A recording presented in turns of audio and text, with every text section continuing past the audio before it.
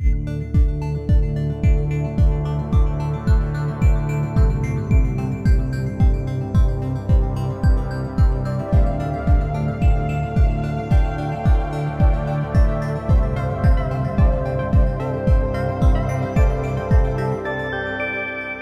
Kolkata, your daily dose of happiness.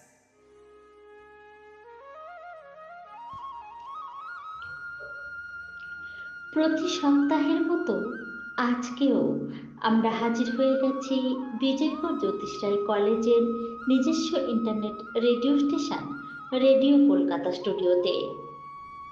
আজকে আমাদের কৃষি বিষয়ক অনুষ্ঠানের চাষবাসের আলোচিত বিষয় হলো আয় বাড়াতে কোয়েল পালন।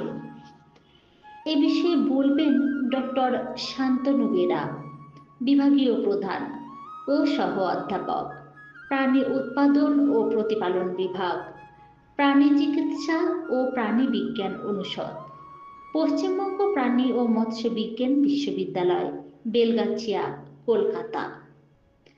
আর শুনবেন বিশিষ্ট শিল্পী পূর্ণচন্দ্র সামন্তের রচিত ও তারই কণ্ঠে এ বিষয়ের উপর গান, সহযোগিতায় পূর্বাশা সামন্ত। সমগ্র অনুষ্ঠানটি প্রযোজনায় থাকছে বিজয়গড় জ্যোতিষরায় কলেজ। শুনতে থাকুন আজকের অনুষ্ঠান।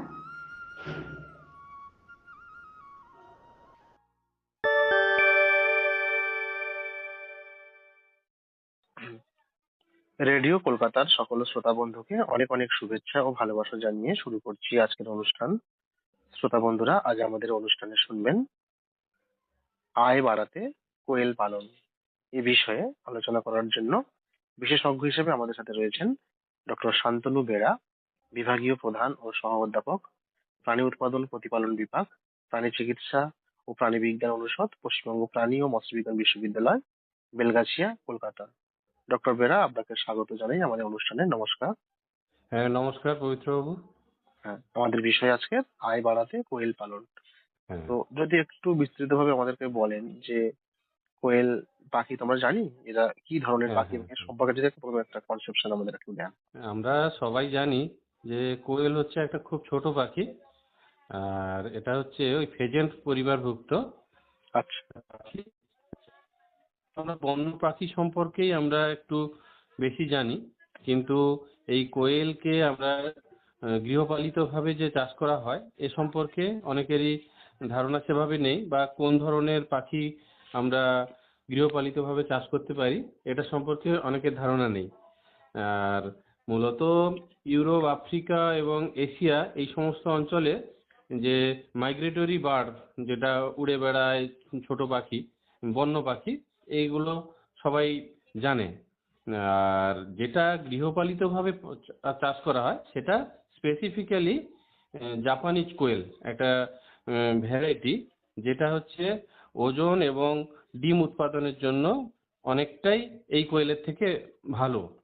আর এই যে আমরা কোয়েল বলছি, এটা কিন্তু দুটো কিন্তু আলাদা রকম। যেমন ধরুন জংলি কোয়েল যেটা, সেটা দেখবেন যে এই কালো রঙের একটু হয়, আর যেগুলো মূলত চাষ করা হয় সেটা দেখবেন যে একটু ব্রাউন বা বাদামি কালারের, একটু বড় সাইজ, 200-250 গ্রাম মতো ওজন হয়।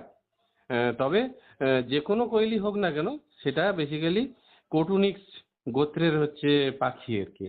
আর একে বাংলাতে আমরা তিতির পাখি বলে বলি। আচ্ছা আচ্ছা, আর তিতির পাখি। হিন্দিতে একে বলা হচ্ছে বাটের পাখি বলে, বাটের হিন্দিতে বলা হয় আর কি। আর 1100 শতক নাগাদ প্রথম হচ্ছে এই বন্য কোয়েল পাখিকে পোষ মানানো এবং তাকে গৃহপালিত ভাবে চাষ করার একটা প্রবণতা শুরু হয়। তারপরে আস্তে আস্তে কিন্তু যখন মানুষ দেখলো যে এই পাখি চাষ করলেও তার থেকে ডিম এবং মাংস, যেটা প্রথমে তো এর স্বাস্থ্যগত যে ব্যাপারটা অতটা মানুষ জানতো না, পরে মানুষ জানার পরে এর জনপ্রিয়তা আস্তে আস্তে বাড়ছে।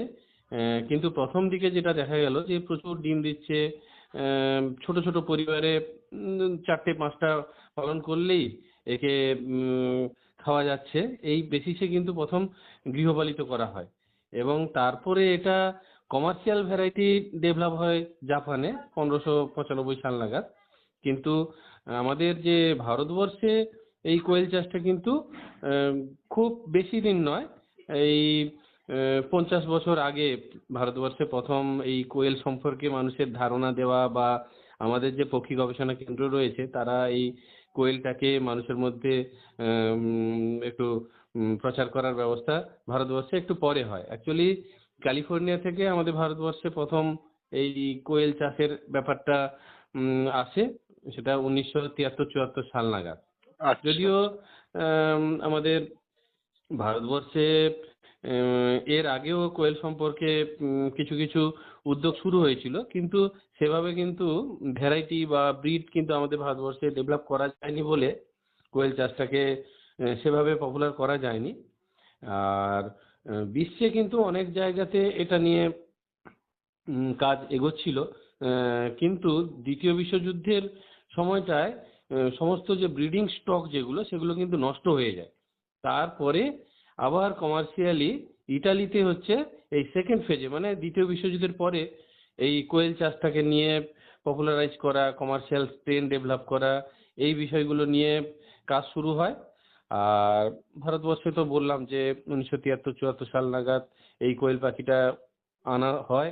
কিন্তু ভারতবর্ষে প্রথম দিকটায় একটু সমস্যা হয়, কারণ বন্যপ্রাণ সংরক্ষণ আইন অনুযায়ী ভারতে কিন্তু এই কোয়েল, যেটা ঘরোয়া কোয়েল যেটা, সেগুলো কিন্তু শিকার বা তাকে পালন করাটা নিষিদ্ধ। তারপরে যখন এখন দুটো কোয়েলের পার্থক্য দিয়ে যখন একজন চাষি অ্যাপ্লাই করে, তখন কিন্তু এই কমার্শিয়াল স্ট্রেনটাকে পালন করার ব্যাপারে কিন্তু ভারতবর্ষে এই মুহূর্তে সেভাবে কোনো বাধা নেই। আর শুধু ভারতবর্ষ নয়, আরো বেশ কিছু জায়গায় কোয়েলটাকে প্রচলিত করার চেষ্টা হচ্ছে। আমরা যদি মুরগি বা অন্য কোনো কমার্শিয়াল পাখির সঙ্গে তুলনা করি তাহলে হয়তো কোয়েল অনেক কম, কিন্তু আগের তুলনায় কোয়েলের কিন্তু পপুলারিটি বা জনপ্রিয়তা কিন্তু বাড়ানোর একটা চেষ্টা হচ্ছে।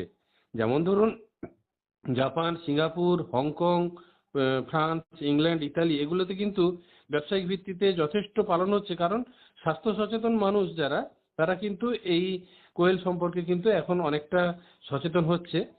আর ভারতবর্ষে এটাকে দুভাবে পালন করা হয়, যারা খুব বেশি জায়গা নেই সেই সমস্ত মানুষরা পালন করছে, আবার যাদের মনে হয়েছে যে আমার ব্রয়লার পালন বা অন্য কোনো বড় মুরগি পালন করতে ইচ্ছে করছে না, ছোট আকারে তারা পালন করছে।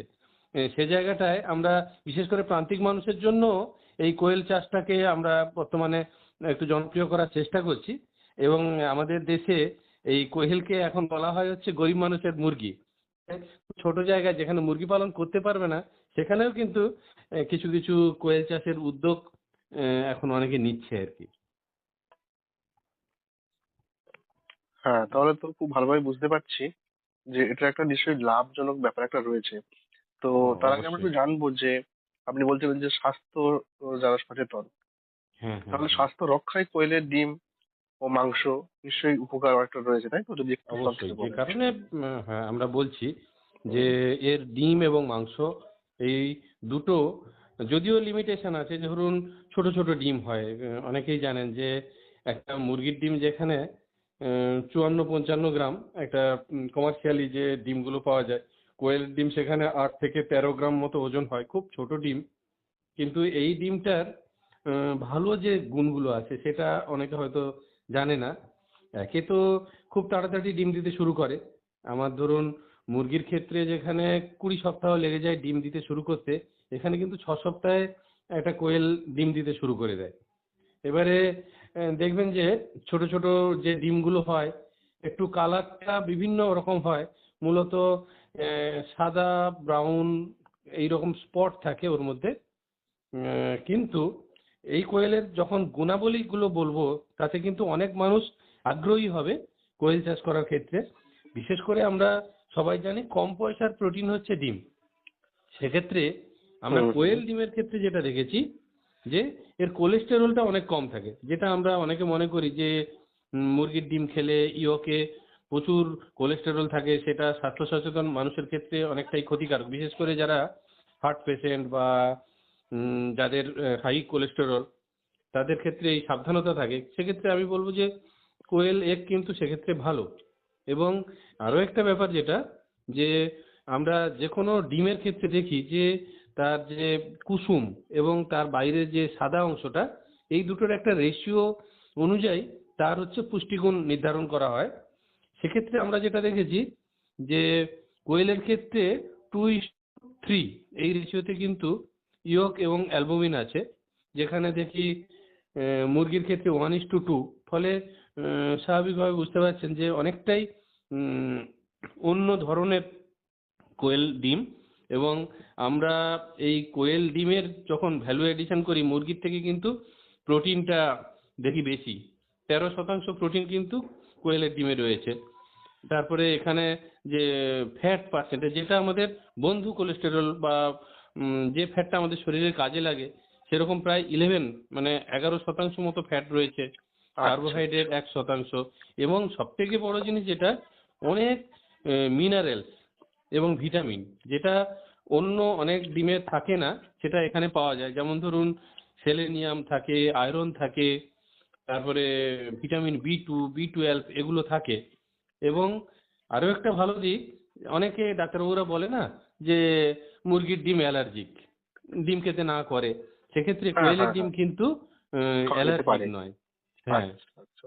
এই মানে জায়গাটা অনেকগুলো কিন্তু ভালো দিক রয়েছে, তাই তো? অনেক ভালো দিক আছে। কোলেস্টেরল আচ্ছা, কম, আচ্ছা। অনেক সময় সালমোনেলা এখন তো মানে ক্রিকেটের কোলেস্টেরলের ক্ষেত্রেও সমস্যা ব্যবহার প্রায় হয়। মানুষের দেখা যায় যে হাই ব্যাড কোলেস্টেরলটা বেশি। হ্যাঁ, এবং হ্যাঁ, সেই এছাড়া কারণে যদি কিন্তু আপনি অনেক রকম মাংসের সমস্যা কথা হয়। ধরেন, এটা তো হুম, গেল হুম, হুম। আপনার ডিমের ডিমের কথা। ব্যাপারটা। হ্যাঁ, হ্যাঁ, হ্যাঁ, হ্যাঁ। মাংসটাও দেখবেন একটু অন্য টাইপের, একটু হালকা মিষ্টি। এবং আমরা যে আপনারা দেশি মুরগি তো মাংস খান, দেশি মুরগির মাংস খেতে স্বাভাবিকভাবে অনেকে ভালো লাগে। তেমনি ওই যে গেম মিট বলে একে, খুব সুন্দর খেতে, কিন্তু আবার হোয়াইট মিট, আমরা ডাক্তারবাবুরা বলে না রেড মিট খাবেন না, হোয়াইট মিট খাবেন। আবার white meat, tasty white meat খুব কম আছে, সেক্ষেত্রে কিন্তু আমরা কোয়েলের মাংসটা সাজেস্ট করতে পারি। এবং আপনি অবাক হয়ে যাবেন যে এর ফ্যাট পার্সেন্টেজ একটা মুরগির মাংসে যতটা থাকে, তার প্রায় 1/4 হচ্ছে ফ্যাট পার্সেন্টেজ। কতটা কম!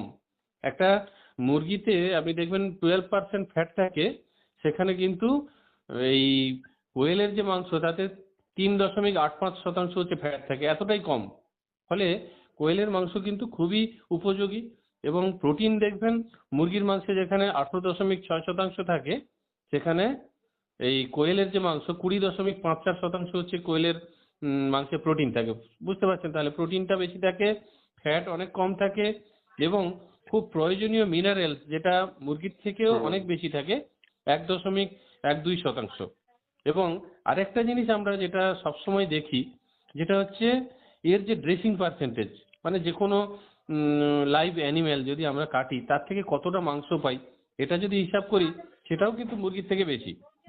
আচ্ছা, প্রায় আচ্ছা, আচ্ছা। 70% কিন্তু এখানে আমরা ড্রেসিং পার্সেন্টেজ পাই। যাই হোক, এই যে আচ্ছা। মাংস যেটা এর থেকে পাওয়া যায়, এটা আমরা মূলত প্রোটিন এবং বেশি, ফ্যাট কম, এবং তার সাথে সাথে বিভিন্ন ভিটামিন এবং মিনারেলস, এটা বললাম যে অনেকটাই থাকে। বিশেষ করে B complex, vitamin E, vitamin K প্রচুর পরিমাণে হচ্ছে কোয়েল মাংসে থাকে। স্বাভাবিকভাবে আমরা এই জিনিসটা যদি মানুষের মধ্যে একটু পপুলার করিয়ে দিতে পারি, আজকে কোয়েলের কিন্তু একটা আগামী দিনে বড় মার্কেট রয়েছে, এবং স্বাস্থ্য সচেতন মানুষের ক্ষেত্রে এটা কিন্তু অবশ্যই, অনেক অবশ্যই। উপযোগী হবে। এবং যাতে পপুলারিটিটা বাড়ে সেই জন্যই তো রেডিও কলকাতার এই উদ্যোগ, এই অনুষ্ঠান করা। অবশ্যই, অবশ্যই। হ্যাঁ, সেই জন্যই আপনি আমরাও আমাদের চেষ্টা সঙ্গে করি সময় বিভিন্ন দিচ্ছেন। সোশ্যাল হ্যাঁ, হ্যাঁ, মিডিয়া হোক বা এই রেডিও কলকাতা তো ঠিক। অবশ্যই একটা বড় চেষ্টা করছে এটাকে পপুলার হ্যাঁ, করার হ্যাঁ। জন্য। আচ্ছা, এবারে কোয়েলের তো অনেক ধরন আছে বললেন, বিভিন্ন ধরনের জাত রয়েছে। এবারে কোন হ্যাঁ, ভ্যারাইটিটা হ্যাঁ, মানুষ বেশি পছন্দ করেন, এবং তাহলে সেটাকে আমরা চাষটা করবো যাতে করে আমরা অবশ্যই, অবশ্যই। প্রফিট করতে পারি। হ্যাঁ, এটা যদি দুটো জিনিসের উপর নির্ভর করে। হুম, ধরুন হুম, হুম। আহ, জলবায়ু কোন জায়গায় কেমন, তার উপর কিন্তু আমরা কোন জায়গায় কোন ধরনের জাতটাকে আমরা চাষ করব, সেটা কিন্তু বলা হয় সব সময়। ধরুন সারা বিশ্বের বিভিন্ন জায়গাতে, এই যে একটু আগে বললাম যে Japan, Singapore, France, England, Italy, সেসব যে স্পেন, এসব জায়গায় কিন্তু ব্যবসায়িক ভিত্তিতে স্পেসিফিক কিছু জাতের কোয়েল কিন্তু পালন করা হয়। আর আমি কিছু জাত যেটা বিভিন্ন জায়গায় খুবই জনপ্রিয়, সেগুলো একটু আপনাকে বলছি, বা আমাদের যারা শ্রোতামণ্ডলী আছে তারাও জানলে উম, তাদের আগ্রহ বাড়বে এই কোয়েল সম্পর্কে। যেমন ধরুন টেক্সাস A&M, তারপরে ধরুন ইংলিশ হোয়াইট, তারপরে ধরুন গোল্ডেন রেঞ্জ, তারপরে রেড রেঞ্জ আছে, ইটালির খুব একটা পপুলার ব্রিড, তারপরে ধরুন মাঞ্চুরিয়ান, তিবেটান, তারপরে রোসেটা বলে একটা ব্রিড আছে, তারপরে স্কারলেট আছে, রাউক্স ডিলাক্স বলে একটা ব্রিড আছে, গোল্ডেন টুক্সেডো। এগুলো হচ্ছে বিশ্বের বিভিন্ন জায়গার যে ব্রিড আছে, কিন্তু আমাদের ভারতবর্ষে তো এই টিপিক্যাল এই ব্রিডগুলোকে এনে চাষ করতে গিয়ে দেখা যাচ্ছে যে এখানকার যে জলবায়ু অঞ্চল, সেই জলবায়ু অঞ্চলে কিন্তু খাপ খাওয়ানোর ক্ষেত্রে একটু সমস্যা হচ্ছে। সেই জায়গায় দাঁড়িয়ে আমাদের দেশে কিছু স্ট্রেন আমাদের যে বিভিন্ন ইনস্টিটিউট রয়েছে সেগুলো ডেভেলপ করেছে। যেমন ধরুন আমাদের কেন্দ্রীয় যে পক্ষী গবেষণা কেন্দ্র যেটা আইজাদনগরে রয়েছে, তারা কিন্তু বেশ কিছু ভ্যারাইটি যেগুলো হচ্ছে মানুষের কাজে লাগবে এবং মানুষ তার উদ্দেশ্য অনুযায়ী কিনতে পারবে, সেগুলো ডেভেলপ করেছে। আবার আমাদের দক্ষিণ ভারতে যে তামিলনাড়ু ভেটেরিনারি ইউনিভার্সিটি আছে, তারাও একটা ওখানকার জলবায়ু অঞ্চলের মতন করে একটা ডেভেলপ করেছে একটা স্ট্রেন, সেটা হচ্ছে নন্দনম কোয়েল 2 বলে ওখানে ওরা ডেভেলপ করেছে। কিন্তু কমার্শিয়ালি ভারতবর্ষে যারা চাষি ভাইরা চাষ করতে চাইবেন তাদের জন্য আমি বলি যে আপনি কি ধরনের কোয়েল চাষ করতে চাইছেন তার উপর বেশ করে আপনি কিছু কিছু স্ট্রেন আপনারা কিনতে পারেন। যেমন ধরুন আপনি যদি মনে করেন যে শুধু মাংসের জন্য কোয়েল চাষ করবেন, তাহলে আমি বলবো যে ক্যারি উত্তম, এটাকে আমরা বলি ব্রয়লার ভ্যারাইটির কোয়েল। আপনি যদি মনে করেন যে কোয়েলের শুধু সাদা ডিম নেবেন, অনেকে কি হয় এই যে ব্রাউন স্পট বা ব্ল্যাক স্পট যে ডিমগুলো থাকে সেগুলো চায় না, সেক্ষেত্রে আমরা বলি ক্যারি পার্ল বলে একটা ভ্যারাইটি আছে, সেটা তারা নিতে পারেন। আবার এই দেখবেন যে কোয়েলের গলায় একটা স্পেসিফিক লাল ব্রাউন এই ধরনের একটা দাগ থাকে, সেটা অনেকে চান না, অনেকে হোয়াইট ব্রেস্টেড কোয়েল পছন্দ করেন, তারা হচ্ছে ক্যারি উজ্জ্বল বলে এক ধরনের স্ট্রেন নিতে পারেন। এছাড়া সাদা ফেদারের আরেকটা পুরোটাই সাদা এরকম কোয়েল পাওয়া যায়, ক্যারি সেটা বলে একটা পাওয়া যায়। আবার পুরোটাই ব্রাউন কালারের, সেটাকে বলা হয় ক্যারি ব্রাউন। এছাড়া আরো একটা ভ্যারাইটি আছে ক্যারি সুনেরি বলে, যেটা হচ্ছে মূলত বাদামি তার যে পালক, কিন্তু তার বুকের কাছে হচ্ছে সাদা দাগ থাকে। অ্যাকচুয়ালি এটা মানুষের পছন্দ এবং বিভিন্ন ইকোনমিক ইম্পর্টেন্সের উপর বেস করে এই কোয়েল পাখিগুলো ডেভেলপ করা হয়েছে। এবার আমাদের চাষি ভাইরা যে ধরনের কোয়েল পছন্দ করবেন তারা কিন্তু সেই ধরনের কোয়েলটাকে অর্ডার দেবেন, সেই অনুযায়ী কিন্তু তারা কিন্তু পেয়ে যেতে পারবেন।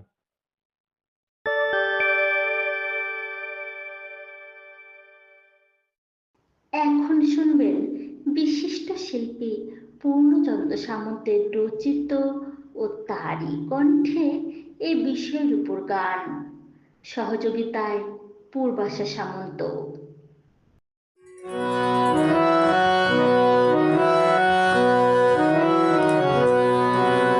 কোয়েল পাখি পালন অতি লাভজনক উপায়, লাভজনক উপায়। কোয়েল পাখি পালন অতি লাভজনক উপায়, লাভজনক উপায়।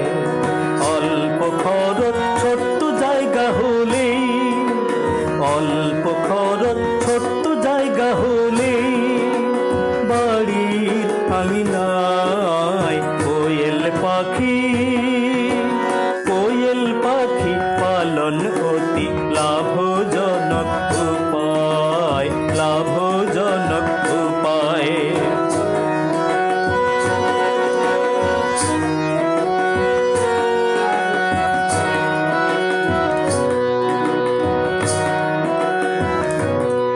দ্রুত বর্ধনশীল পাখি ছোট্ট কোয়েল, সুষম খাদ্য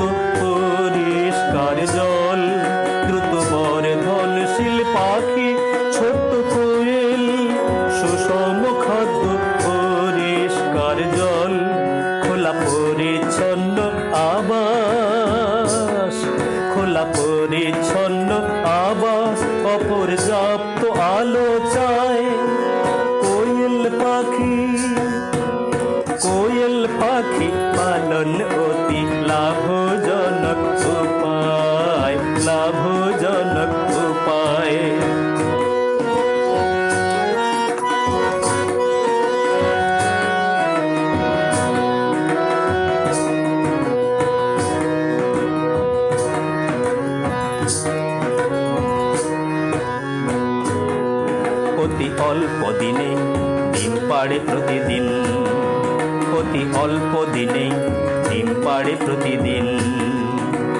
ঝুলানো পাত্রে দিও খাদ্য প্রোটিন, অতি অল্প দিনে ডিম পাড়ে প্রতিদিন। ঝুলানো পাত্রে দিও খাদ্য প্রোটিন, 4-5টি স্ত্রী পাখির সাথে একটি পুরুষ পাখি। 4-5টি স্ত্রী পাখির সাথে একটি পুরুষ পাখি চাই। 4-5টি স্ত্রী পাখির সাথে একটি পুরুষ পাখি চাই।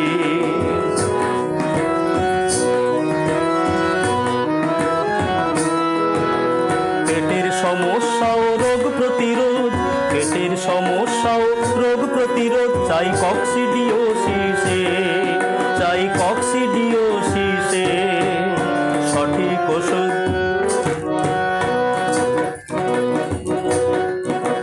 পেটের সমস্যা ও রোগ প্রতিরোধ চাই কক্সিডিওসিসে সঠিক ওষুধ। হবে খামারে কোয়েল চাষ, হবে খামারে কোয়েল চাষ কিংবা বাঁশের খাঁচায়। কোয়েল পাখি, কোয়েল পাখি পালন অতি লাভজনক উপায়, লাভজনক উপায়। অল্প খরচ ছোট্ট জায়গা হলেই, অল্প খরচ ছোট্ট জায়গা হলেই বাড়ি আঙিনায় কোয়েল পাখি, কোয়েল পাখি পালন অতি লাভজনক উপায়, লাভজনক উপায়।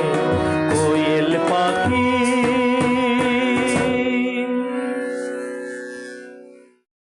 এতক্ষণ শুনলেন বিশিষ্ট শিল্পী পূর্ণচন্দ্র সামন্তের রচিত ও তারই কণ্ঠে এ বিষয়ের উপর গান, সহযোগিতায় পূর্বাশা সামন্ত।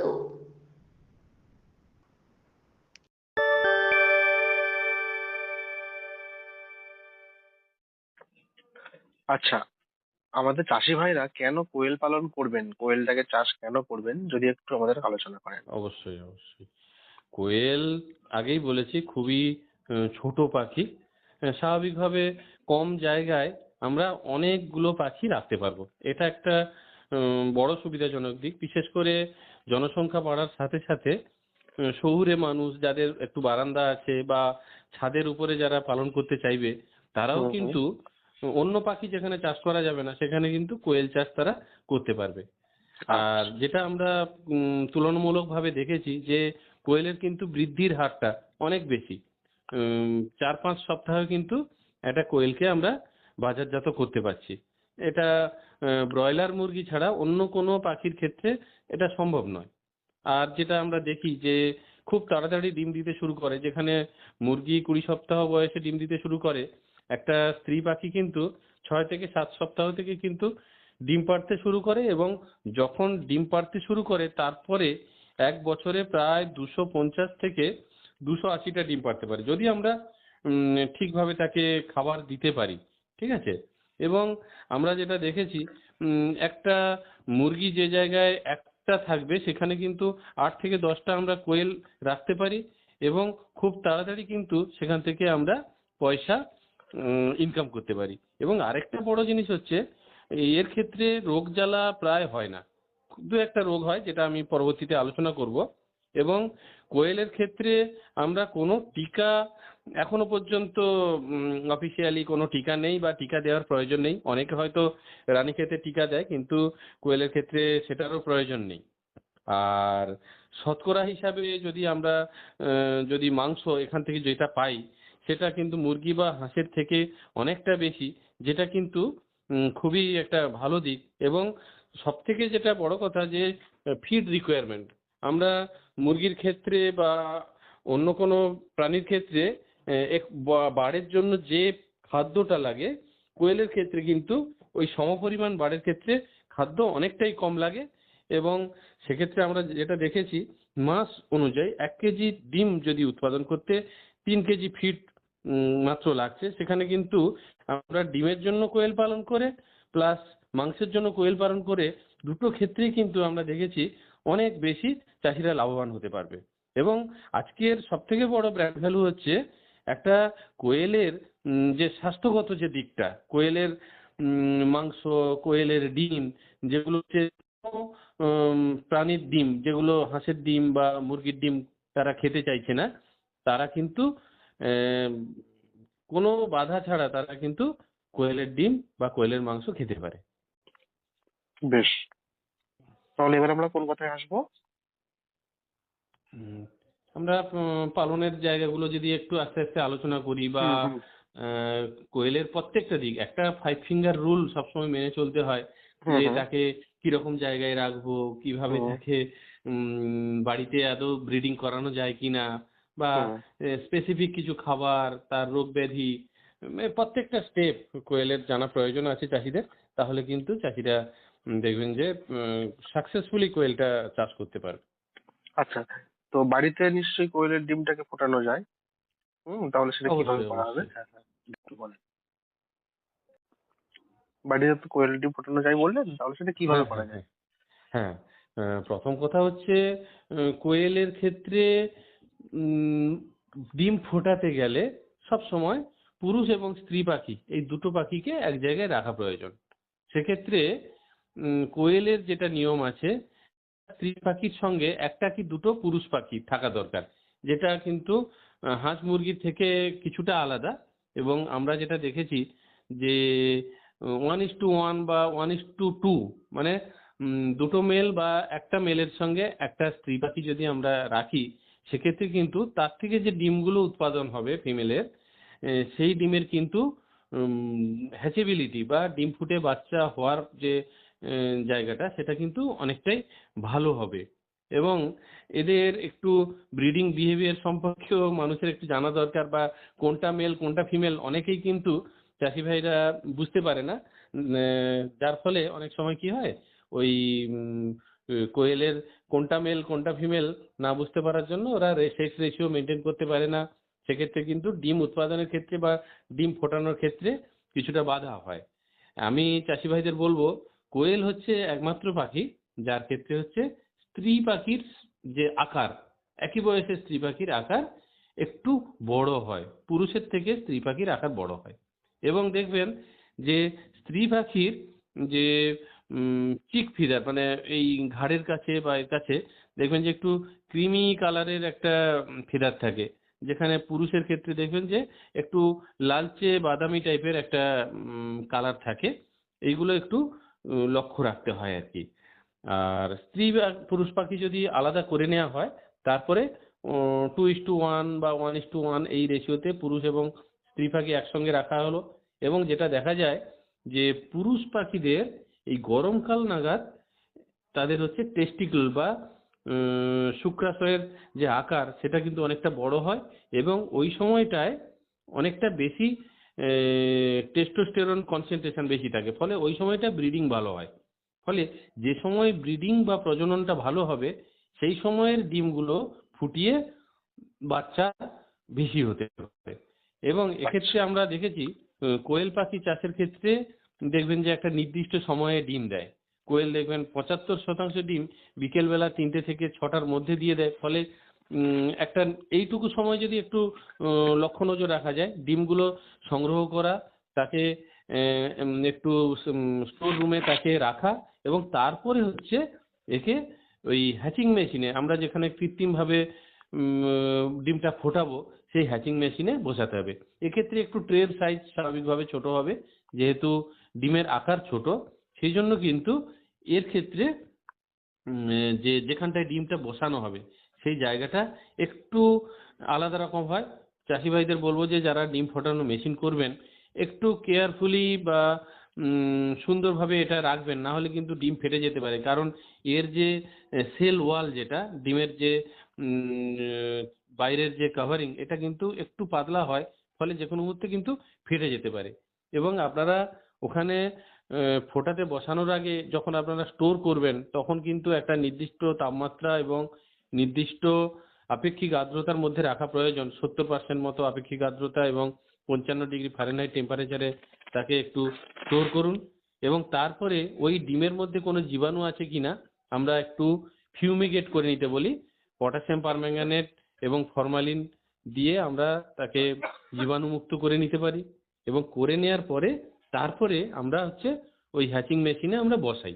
এই হ্যাচিং মেশিনে যেটা ওই যেখানে সেটার করা হয় 1.5x1 ইঞ্চ এই সাইজের ওর ডিম বসানোর জায়গাগুলো করতে হয়। এবং সবাই চাষি ভাইরা জানেন যে ডিম ফোটানোর মোট সময় লাগে 17 দিন কোয়েল ডিমের ক্ষেত্রে, যেখানে আচ্ছা। আপনার মুরগির ডিমের প্রায় 21 দিন লাগে, হাঁসের ডিমের যেখানে প্রায় 28 দিন লাগে, কোয়েলের ডিম কিন্তু 17 দিনেই কিন্তু ফুটে যায়। তার দুটো ফেজ থাকে। প্রথম ফেজটাকে আমরা বলি ইনকিউবেশন ফেজ, 14 দিন পর্যন্ত ইনকিউবেশন ফেজ। এই ফেজে যে তাপমাত্রাটা দেওয়া থাকে সেটা 99.5 ডিগ্রি ফারেনহাইট, এবং তার যে আপেক্ষিক আর্দ্রতা 60% করা হয়, এবং একটু ডিমটাকে হেলানো করে রাখা হয় 45 ডিগ্রি অ্যাঙ্গেল করে, এবং প্রতিদিন 5 থেকে 6 বার ওকে টার্নিং করতে হয়, মানে ঘোরাতে হয়। নাহলে কি হয় বলুন তো, ওই ডিমের মধ্যে ভ্রূণটা কিন্তু আটকে থেকে যায় ওই খোলার মধ্যে। এবারে যখনই 14 দিন হয়ে গেল, ওই ডিমটাকে সেটার থেকে একটু হ্যাচারের মধ্যে নামানো হয়। তখন কিন্তু আর টার্নিং করার দরকার নেই, এবং তখন যে তাপমাত্রাটা 14 দিন ছিল তার থেকে 1 ডিগ্রি টেম্পারেচার কমিয়ে দেওয়া হয়, 1 ডিগ্রি ফারেনহাইট টেম্পারেচার কমানো হয়, আর 10% আপেক্ষিক আর্দ্রতা ওই সময় বাড়িয়ে দেওয়া হয়। এবং দেখবেন আপনি প্রায় চাষি ভাইরা যদি একটু সচেতনতার সঙ্গে এই ডিম ফোটানোর ব্যাপারটা করতে পারে, তাহলে কিন্তু প্রায় 90 থেকে 95% ডিম ফুটে কিন্তু বাচ্চা হয়ে যায়। এবং এটা কিন্তু একটা বড় বাণিজ্যিক দিক হতে পারে। বাজার থেকে আপনি ডিমের ওই ডিম থেকে ফুটিয়ে যদি আপনি যে বাচ্চাগুলো বিক্রি হয়, তার সেই বাচ্চার তুলনায় অনেক কম খরচে আপনি কিন্তু বাড়িতে বাচ্চার প্রোডাকশন করতে পারবেন, আপনি বিক্রি করতে পারবেন। তাছাড়া আপনার নিজের যদি খামার থাকে, সেই খামারটাও কিন্তু আপনি নিজের প্রোডাকশন থেকে আপনি করতে পারবেন। আচ্ছা আচ্ছা, এক্ষেত্রে আমরা নিজেরাও একটা বাড়িতে বাচ্চা বিক্রি করার সুযোগও পাচ্ছি, তাই তো? অবশ্যই। হ্যাঁ, হ্যাঁ, হুম, হ্যাঁ। হুম, হুম। তাহলে লাভজনকভাবে কোয়েল চাষ করতে গেলে কোন কোন বিষয়ের উপরে নজর দেওয়া প্রয়োজন, একটু যদি হ্যাঁ, বলতেন। একটু কয়েকটা বিষয় তো একটু নজর রাখতেই হয়। হুম হুম হুম। সবাই জানেন যে এটা খুব তাড়াতাড়ি মার্কেটিং হয়ে যায়, 5 সপ্তাহ। ফলে প্রথম দিন থেকে একদম শেষ দিন পর্যন্ত খুব সুন্দরভাবে একে ঘর বা এর যে প্রতিপালন যে পদ্ধতি যেগুলো, সেগুলো একটু মনে রাখতে হয়। এবং কোয়েলের ক্ষেত্রে আমি জাস্ট কিছু জিনিস বলবো যেটা চাষি ভাইরা জানলে তাদের কাজে লাগবে। প্রথম কথা আমরা কোন পদ্ধতিতে পালন করব সেটা চাষি ভাইদের জানা দরকার। অনেক সময় অনেকে কি করে, কাঠের গুঁড়োর মধ্যে পালন করে, অনেকে আবার ছোট ছোট খাঁচা তৈরি করে। তবে যারা খাঁচাতে রাখেন সেক্ষেত্রে কিন্তু একটু কম জায়গায় বেশি সংখ্যক কোয়েল রাখা যায়। যেমন আমি বলি যে একটা কোয়েল পাখি যদি আপনি ডিপ লিটারে রাখেন, প্রথম দিকে কিন্তু 75 স্কোয়ার সেন্টিমিটার জায়গা লাগে 4 সপ্তাহ পর্যন্ত। তারপরে কিছুদিন 200 স্কোয়ার ফিট, তারপরে 250 স্কোয়ার ফিট পর্যন্ত, স্কোয়ার ফিট বলছি, স্কোয়ার সেন্টিমিটার জায়গা লাগে। কিন্তু এটাই আবার যখন কেজে বা খাঁচাতে রাখছি, তখন কিন্তু 4 সপ্তাহ পর্যন্ত ওই 75 স্কোয়ার সেন্টিমিটার জায়গা লাগে, কিন্তু তারপরে কিন্তু জায়গাগুলো কমে যায় 150 স্কোয়ার সেন্টিমিটার 5 থেকে 6 সপ্তাহ, এবং তারপরে 175 স্কোয়ার সেন্টিমিটার পর্যন্ত জায়গা লাগে।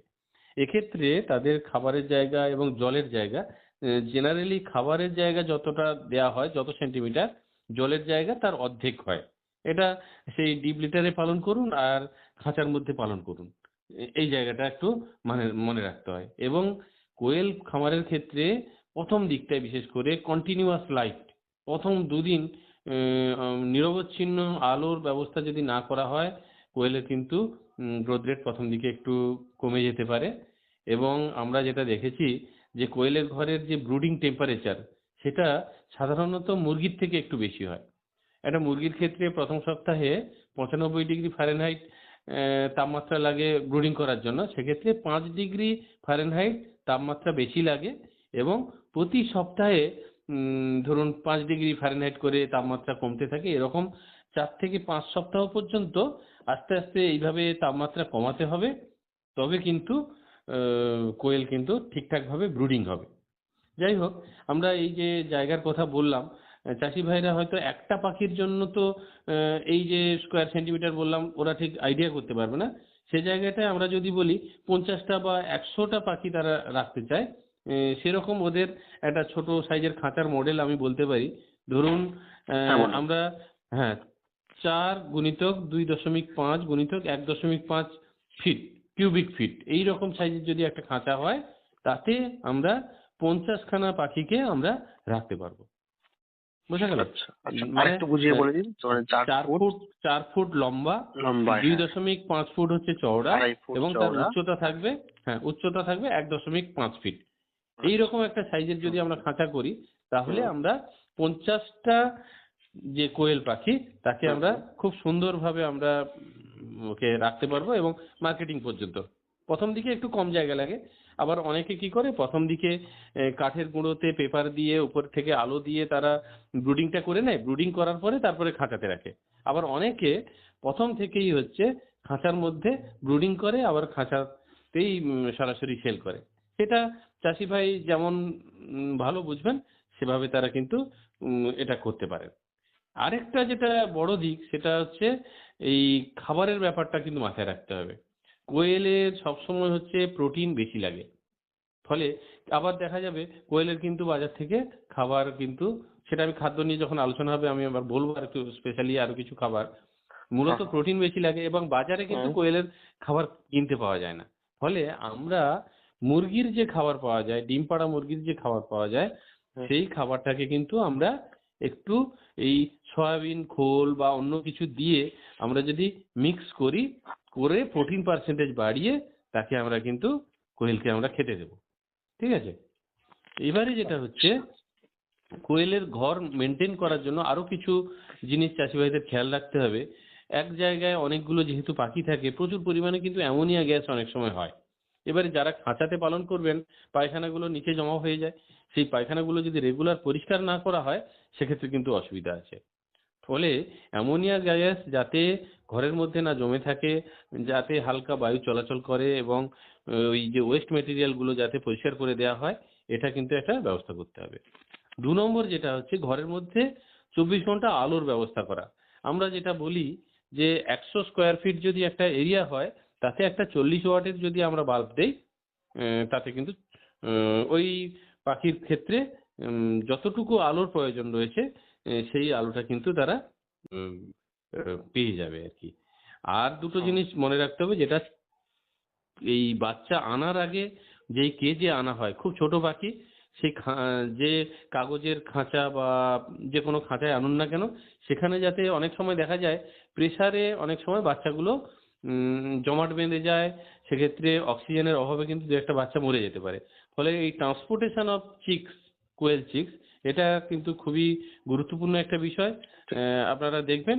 আর 2 নম্বর যেটা, আপনারা যখন বাচ্চাটা ব্রুডিং করবেন সে সময় যদি দেখেন কোনো পাখি অ্যাবনর্মাল, স্বাভাবিক নয়, সেক্ষেত্রে কিন্তু সেই পাখিগুলোকে আর বেশি দিন না রেখে তাকে কিন্তু মেরে ফেলা বা কাল করে দেওয়া দরকার। আদারওয়াইজ ওই পাখি থেকে কিন্তু উৎপাদন আপনি পাবেন না, বেশি খাবে, কম উৎপাদন হবে। ফলে সেই পাখিকে রাখার দরকার নেই। আমি স্বাস্থ্যবান পাখি এবং যার থেকে কোনো রোগ ব্যাধি ছড়িয়ে পড়বে না বা যাকে চাষ করে আমরা লাভবান হব, সেই সমস্ত পাখি কিন্তু আমাদের খামারে আমরা রাখবো।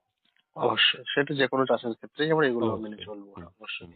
তো এবারে আপনি বলছিলেন যে একটু খাদ্য ব্যবস্থা সম্পর্কে বলবেন। হ্যাঁ, খাদ্যের যদি একটু ব্যাপারে বলেন। হ্যাঁ একটু বিশদভাবে জানা দরকার।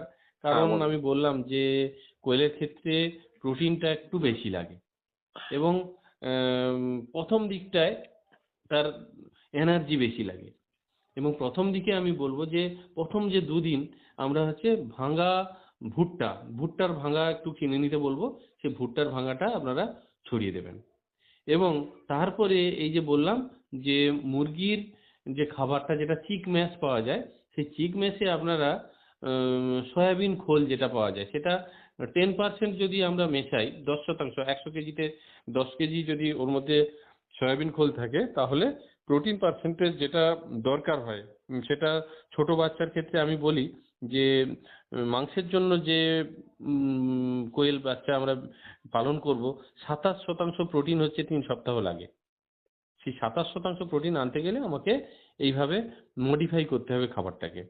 এবং সেক্ষেত্রে আমরা আরো কিছু জিনিস যেগুলো খুব কম খরচে আমরা প্রস্তুতও করতে পারি বাড়িতে, যেটা কম খরচে করা যায়। এই ভুট্টার সঙ্গে রাইস পলিশ মেশাতে পারি, কিছুটা গ্রাউন্ডনাট কেক, কিছুটা সয়াবিন খোল, কিছুটা সানফ্লাওয়ার, এগুলো মিশিয়ে কিন্তু আমরা কম খরচে খাবার করতে পারি। না হলে আমরা ব্র্যান্ডেড খাবার বাজার থেকে কিনে নিয়ে এসে তাদেরকে আমরা দেব। এছাড়া আমরা এই যে বিভিন্ন সময় দেখা যায়, বিশেষ করে কিছু কিছু দেশে বিভিন্ন ইনসেক্ট বা আহ, এই যে ধরুন লার্ভা স্টেজ, পিউপা স্টেজ বিভিন্ন মাছির থাকে, সেগুলোকে এনে খাওয়ানো হয়। যেমন ধরুন আমাদের দেশে ব্ল্যাক শোল্ডার ফ্লাই, যেটা অনেকেই নাম শুনেছেন, মুরগি চাষের ক্ষেত্রে এখন ব্যবহার করা হচ্ছে। 56 দিনের সাইকেলে প্রথম দিকে লার্ভা হয়, তারপরে পিউপা, তারপরে ফ্লাই হয়ে যায়।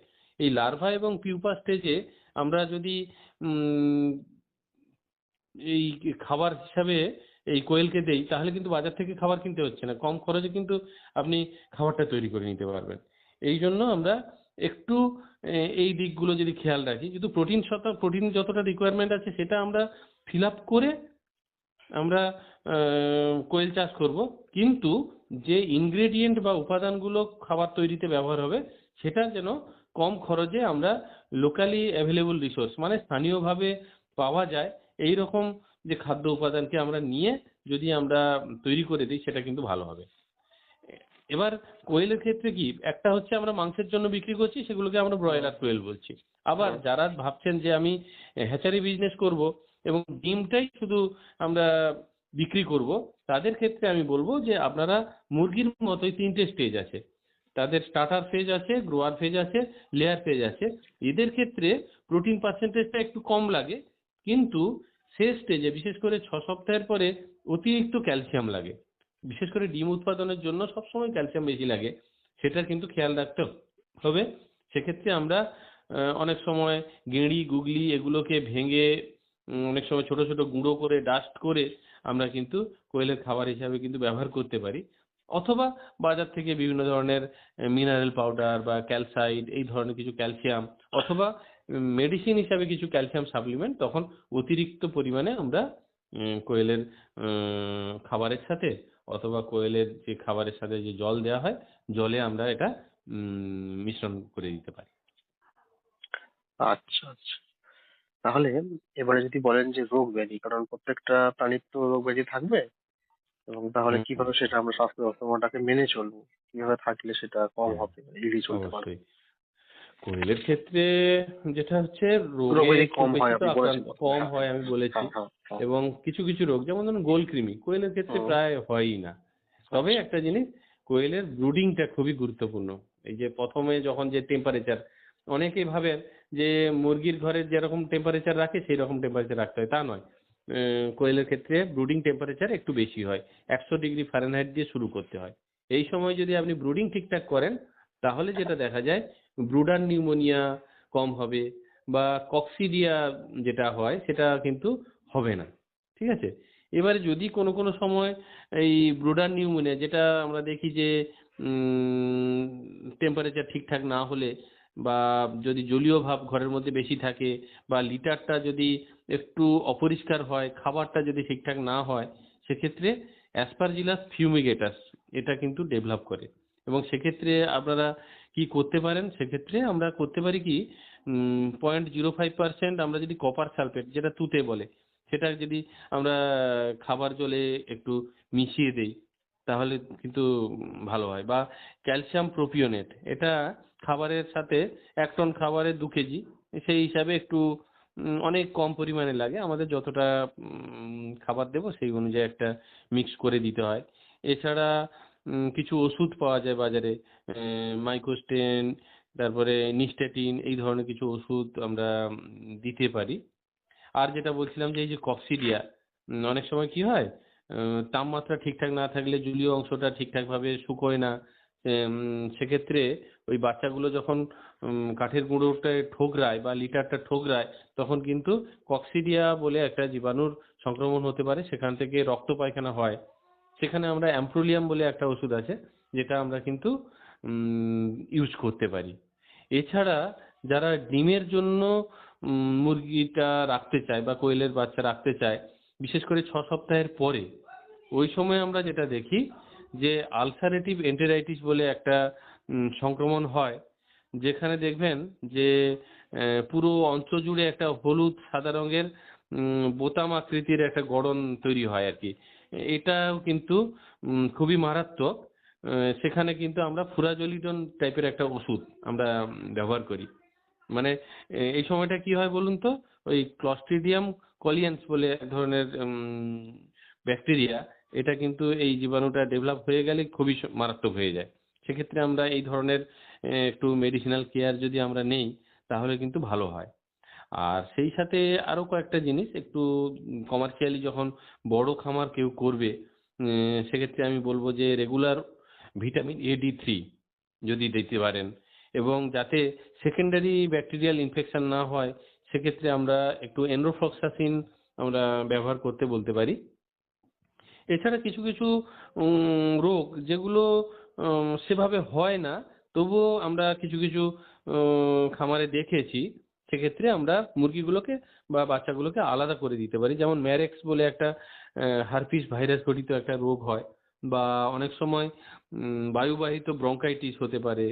তারপরে ধরুন ডিমটা যখন এই যে ইনকিউবেশন করা হচ্ছে তখন যদি ঠিকঠাক না পরিষ্কার পরিচ্ছন্ন করা হয়, ডিমের মাধ্যমে কিন্তু লিম্ফয়েড লিউকোসিস বলে একটা সমস্যা আসতে পারে। বা ধরুন জলটা যদি পরিষ্কার না হয়, জলের মাধ্যমে ইকোলাই সংক্রমণ হতে পারে, যেটা আমরা বলি কোলিব্যাসিলোসিস হতে পারে, কোলিসেপ্টিসেমিয়া হতে পারে। তারপরে ধরুন এয়ার স্যাকুলাইটিস বলে একটা প্রবলেম হয়, পেরিটোনাইটিস, পেরিকার্ডাইটিস, হেপাটাইটিস, বা যদি ব্রুডিং ঠিকঠাক না হয় অনেক সময় দেখা যাচ্ছে ওমফালাইটিসের একটা প্রবলেম হয়। অনেক সময় ডিমের থ্রু দিয়ে সালমোনেলা ইনফেকশন হয়। সেক্ষেত্রে যদিও মেডিসিন অনেক আছে, কিন্তু একটু চাষি ভাইরা যদি জৈব সুরক্ষা ঠিকঠাক মেনটেন করেন, ঠিক জায়গা থেকে যদি বাচ্চা কেনেন, ঘরের যদি পরিষ্কার পরিচ্ছন্নতা এই ব্যাপারগুলো যদি ঠিকঠাক ভাবে করেন, বা অনেক সময় দেখা যায় মলমূত্র যদি ঠিকঠাক না পরিষ্কার করা হয় তখনও কিন্তু সংক্রমণ হতে পারে।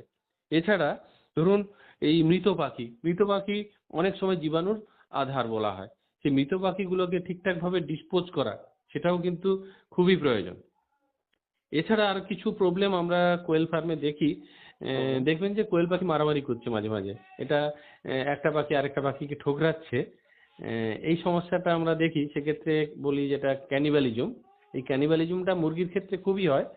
যদি দেখা যায় যে একটা পাখি আরেকটা যে পাখিকে কোনো প্রাণীর ঠোকরাচ্ছে, ক্ষেত্রেই দেখা যায় এটা হয়। হ্যাঁ হ্যাঁ, এটাকে একটু আলাদা করে দেওয়া বেটার আর কি, এই যে ক্যানিবালিজম আচ্ছা। যদি হয় আর কি। হুম, এছাড়া আমরা যদি ঠিকঠাক মেনটেন করি কিছু হবে না।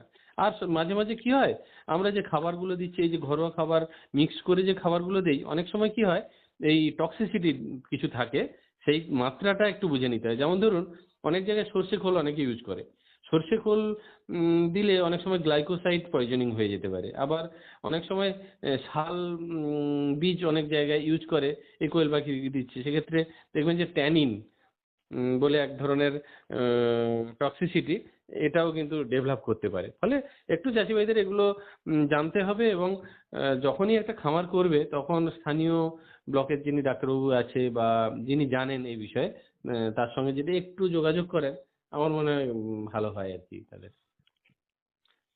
অবশ্যই। হুম। হ্যাঁ, তাহলে এবারে তাহলে আমরা কোন কথায় আসবো? আমাদের তো অনুষ্ঠান একটু এগিয়ে গেছে, আমরা হ্যাঁ একদম শেষের দিকে চলে এসেছি। হ্যাঁ হ্যাঁ তো এই যে আপনি রোগ ব্যাধি এবং স্বাস্থ্য ব্যবস্থাপনা সম্পর্কে বললেন, এগুলো হ্যাঁ মেনে চললাম এবং আমরা ভালোভাবে এগিয়ে নিয়ে গেলাম। তারপরে আমাদের এই যে ডিম এবং মাংস থেকে মানে আরো কি কি দ্রব্য তৈরি করলে, যেটাকে বলা হয় কিনা ভ্যালু হ্যাঁ এডেড হ্যাঁ। সার্ভিস, তাই তো? এখনকার সময়টাই হ্যাঁ এই ভ্যালু এডিশনের সময় আর কি। হ্যাঁ হ্যাঁ। ভ্যালু এডিশন মানে আপনি সরাসরি মাংস বা ডিম একে বিক্রি। মার্কেটিং করে বা বিক্রি করে যত না পাবেন, হ্যাঁ হ্যাঁ হ্যাঁ। এর থেকে কিছু প্রোডাক্ট যখন তৈরি করবেন তৈরি দেখবেন যে করবো, একটু বেশি পাবো। হ্যাঁ। বেশি পাবেন। এই স্বাভাবিক একটা হুম। ডিমের দাম যা, ডিমের থেকে যখন আপনি অমলেট হবে। ডিমের অমলেট করছেন বা হুম, এগ রোল করছেন, স্বাভাবিকভাবে দাম বেড়ে যাচ্ছে। অবশ্যই। এক্ষেত্রে কোয়েলের ক্ষেত্রেও এরকম কিছু কিছু প্রোডাক্ট বা উম, আমরা কি বলি যে ভ্যালু এডেড প্রোডাক্ট আমরা তৈরি করতে পারি আর কি। হুম, সেক্ষেত্রে আমি বিশেষ করে দক্ষিণবঙ্গে, দক্ষিণ ভারতে আমি বেশ কিছু জায়গায় দেখেছি কোয়েলের কিছু প্রোডাক্ট হচ্ছে খুবই পপুলার আর কি। যেমন ধরুন কোয়েলের যে ডিম একে দীর্ঘদিন সংরক্ষণ করে রাখা হয়, ব্রাইন্ড কোয়েল এগ বলে, মানে লবণাক্ত লবণ দিয়ে বহুদিন ধরে রাখা হয়, কোয়েলটা স্টোর হয়ে থাকলো, তাহলে যে সময় পাওয়া যাবে না বা যে সময় দাম বেশি ওই কোয়েল এগটাকে আমরা কাজে লাগাতে পারছি। 2 নম্বর যেটা হচ্ছে আমরা দেখবেন যে আচার করি। এমনি তো আমাদের বিভিন্ন আম বা বিভিন্ন আহ, জিনিস দিয়ে আমরা আচার করি না, সেক্ষেত্রে কোয়েলের যে ডিম একেও কিন্তু আমরা আচার সঠিক হিসেবে ব্যবহার প্রক্রিয়ায় কিন্তু আচার তৈরি করতে পারি, তাহলে অনেক দিন ধরে এটা থেকে যায়। আবার কিছু কিছু বড় বড় রেস্টুরেন্টে দেখবেন একে হচ্ছে স্যালাড আইটেম হিসাবে ইউজ করা হয়। কোয়েলের ডিমটাকে সেদ্ধ করে তার খোসা ছাড়িয়ে একটা প্লেটে জাস্ট টুথপিক দিয়ে দেখবেন দিয়ে দেওয়া হয়, এবং সেটাও লোকে একটা স্যালাড আইটেম হিসাবে কিন্তু এই কোয়েলের যে ডিমটাকে তারা পছন্দ করে। এছাড়া কোয়েলের যে মাংস, কোয়েলের মাংস বেসিক্যালি একটা 250 গ্রাম ওজন হয় একটা বড় মোটামুটি একটা মার্কেটেবল কোয়েলের ওজন 220 থেকে 250 গ্রাম।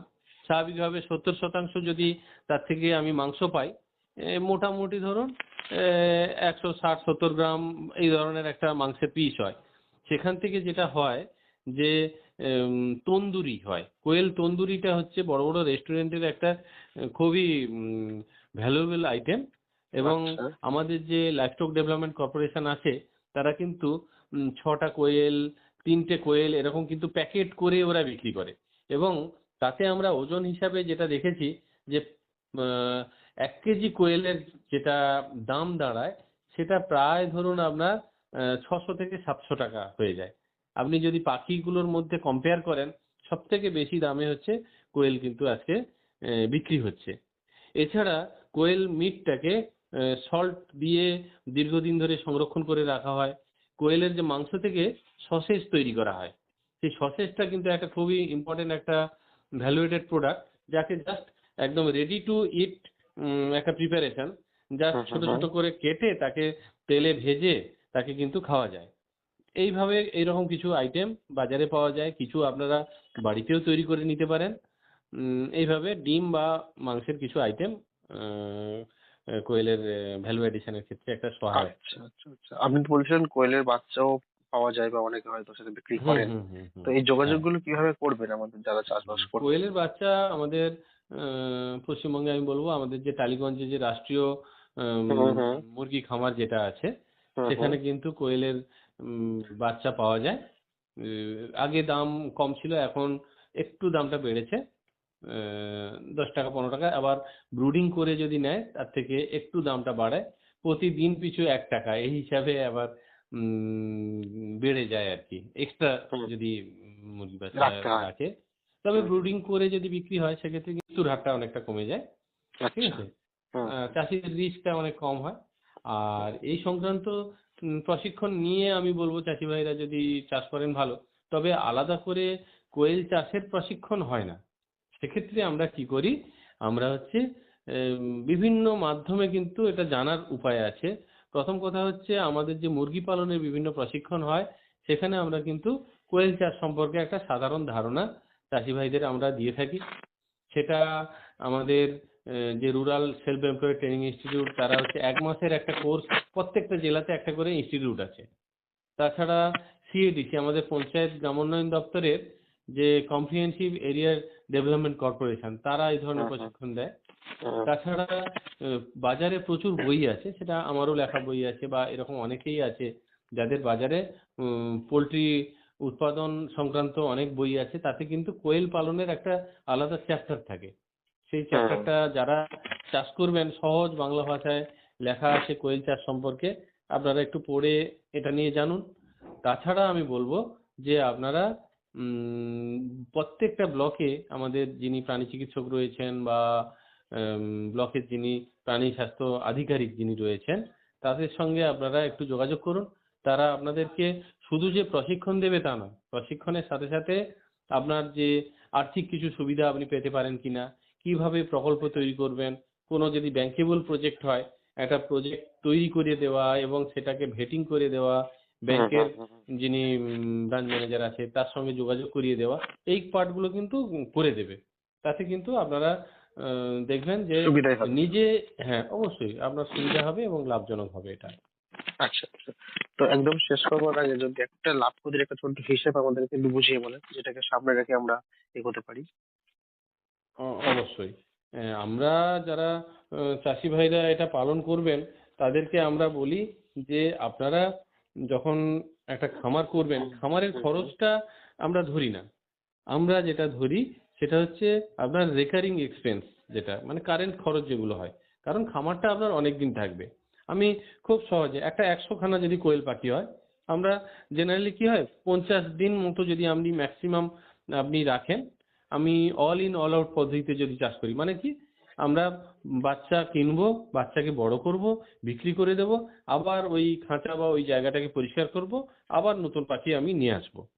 সেক্ষেত্রে আমরা যেটা দেখেছি যে 100টা পাখি আমরা 10 টাকা করে যদি কিনি, সেক্ষেত্রে 1000 টাকা হচ্ছে খরচ। আর তার জন্য 6 কেজি খাবার লাগে। 6 কেজি খাবারের দাম ধরুন আপনার প্রায় 210 টাকা, 210 টাকা মতন খরচ হবে। এছাড়া অ্যাডিশনাল কিছু খরচ থাকে, ধরুন আপনার একটু কিছু রেকারিং এক্সপেন্স থাকে। এই মিলিয়ে প্রায় 1260 টাকা মতন খরচ হচ্ছে 100টা কোয়েল পাখির জন্য। এবং সেক্ষেত্রে আমরা এভারেজ যদি 200 গ্রাম একটা বড় কোয়েল হয়, আমরা কিন্তু 97 খানা ওর থেকে কিন্তু আমরা ডিম পাবো, মানে মুরগি আচ্ছা। বা বড় মুরগি। মানে আমি বড় জোর 3% মোর্টালিটি, একটা স্ট্যান্ডার্ড মোর্টালিটি আমরা পাবো। এবং সেক্ষেত্রে আমরা যেটা বিক্রিটা বিভিন্ন জায়গায় বিভিন্ন রেটে বিক্রি হয়, সেক্ষেত্রে হচ্ছে আমরা ধরুন কোনো জায়গায় 50 টাকা রেটে বিক্রি হয়, আবার কোনো জায়গায় আর একটু বেশি রেটে বিক্রি হয়। সেক্ষেত্রে মোটামুটি ধরুন আপনার 3880 টাকার মতন মোটামুটি একটা 97টা কোয়েল বিক্রি করে আমরা পেতে পারি। এবং সেক্ষেত্রে যদি এই আয় থেকে আমাদের খরচটাকে বাদ দেই, প্রায় 2620 টাকার মতন আমাদের একটা নেট প্রফিট হয় 50 দিনে। এবারে সংখ্যাটা যত বাড়বে, 100 পাখি মানে খুবই কম জায়গার মধ্যে আমরা চাষ করছি। তাহলে সে জায়গাটায় আমরা যদি আরো বেশি চাষ করি, তাহলে কিন্তু অনেক সেইভাবে বেশি লাভ করার সম্ভাবনা আছে। 10,000 কোয়েল চাষ করাটা কোনো ব্যাপার নয়। 10,000 কোয়েল চাষ করলে একটা চাষি অন্য জায়গার থেকে অনেক বেশি ইনকাম করতে পারে। তবে সব থেকে বড় কথা যেটা হচ্ছে, একে যদি আমরা মার্কেটিং ঠিকঠাক করে করতে পারি, সঠিক জায়গাতে যদি এটা বিপণন করতে পারি, তাহলে কিন্তু চাষি ভাইরা অনেক বেশি লাভ করবে। সেক্ষেত্রে আমাদের যে লাইভস্টক ডেভেলপমেন্ট কর্পোরেশন আছে, তারা কিন্তু বিভিন্নভাবে সহায়তা দেয়। তাছাড়া কিছু কিছু আমি অর্গানিক ফার্মিং এর বা অর্গানিক কোয়েল হিসাবে যদি আমরা তাকে চাষ করতে পারি, তারও একটা আলাদা ব্র্যান্ড ভ্যালু রয়েছে, কিনে নিতে পারে অনেকে। আর অনেক স্বাস্থ্য সচেতন মানুষ আছে, কিছু না হোক নিজের প্রয়োজনের জন্য, নিজের বাড়ির মানুষের প্রয়োজনের জন্য তারাও কিন্তু অল্প অল্প করে কিন্তু বাড়ির ছাদে বা বাড়ির বারান্দাতে যদি জায়গা পান, তারা কিন্তু কোয়েল চাষ করতে পারেন। আচ্ছা, তাহলে তো আমরা মোটামুটি একটা কনসেপশন পেলাম। তো আমরা অনুষ্ঠান এখানে শেষ করব। সবটাই মোটামুটি বলা হয়েছে। এবারে যদি কারোর বিশেষ আগ্রহ থাকে তাহলে আপনাদের সাথে যোগাযোগ করতে পারে। নিশ্চয়ই আপনাদের বেলগাছিয়াতে রয়েছে অবশ্যই। আপনাদের অফিস, সেখানেও যোগাযোগ করতে পারে। আমাদের বেলগাছিয়াতে পশ্চিমবঙ্গ প্রাণী ও মৎস্য বিজ্ঞান বিশ্ববিদ্যালয়ে আমাদের বিভাগে, প্রাণী উৎপাদন প্রতিপালন বিভাগে আমার সঙ্গেও যোগাযোগ করতে পারেন, অথবা আমাদের directorate of research extension farm আছে, তাদের সঙ্গেও যোগাযোগ করতে পারে। তাহলে আমরা বলে দিতে পারবো যে কোন জাতের কোয়েল আপনি চাষ করবেন, বা সেটা কোত্থেকে পাবেন, আপনি কি ধরনের সহায়তা পেতে পারেন, বা আমাদের ওখানে একটা ফর্ম ফিল আপ করতে পারেন পোল্ট্রি ট্রেনিং এর জন্য। তাহলে আমরা যখন প্রশিক্ষণ করব, আপনাকে সেই চাষি ভাইকে ডেকে নেব, আপনি প্রশিক্ষণে অংশগ্রহণ করলেন, দিয়ে এটা সম্পর্কে আরো বিশদে জানলেন। এবং হাতে কলমে সবটা দেখা গেল, কারণ ওখানে আপনাদের হাতে কলমে তো অবশ্যই দেখানো হয়। তাছাড়া আমি বলবো যে সাকসেসফুলি যারা পালন করছেন, তাদের আগে আপনারা দেখুন তিনি কিভাবে চাষ করছেন, তাহলে কিন্তু আপনার অনেক বেশি ভালো হবে, সুবিধা হবে, কাজের উৎসাহটাও আসবে। তাহলে তাহলে শ্রোতা বন্ধুরা, আমরা এতক্ষণ শুনছিলাম আয় বাড়াতে কোয়েল পালন, এ নিয়ে বলছিলেন ডক্টর শান্তনু বেরা, বিভাগীয় প্রধান ও সহ অধ্যাপক, প্রাণী উৎপাদন ও প্রতিপালন বিভাগ, প্রাণী চিকিৎসা ও প্রাণী বিজ্ঞান অনুষদ, পশ্চিমবঙ্গ প্রাণী ও মৎস্য বিজ্ঞান বিশ্ববিদ্যালয়, বেলগাছিয়া, কলকাতা। ডক্টর বেরা, আপনাকে অনেক ধন্যবাদ এতক্ষণ সময় দেওয়ার জন্য। নমস্কার। নমস্কার আপনাকে।